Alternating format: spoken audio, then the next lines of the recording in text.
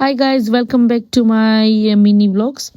આજે અમે Mexican night out કર્યું. અમારા હેમિલ્ટનની એક ફેમસ રેસ્ટોરન્ટ છે અલ્ઝાપાટા.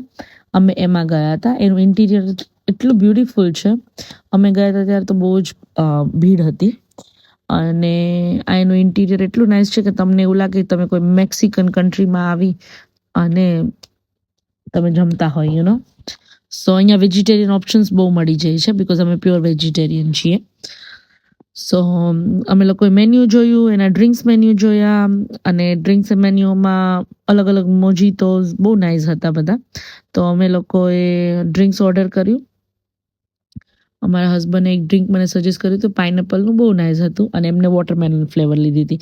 ત્યારબાદ આ ચીઝ ડીપ એન્ડ ગ્વાકામોલી છે, જેલેપીનો પોપર્સ, પછી ચીમીચાગા, બધી અલગ અલગ મેક્સિકન આઇટમ્સ અમે લોકોએ ટ્રાય કરી હતી.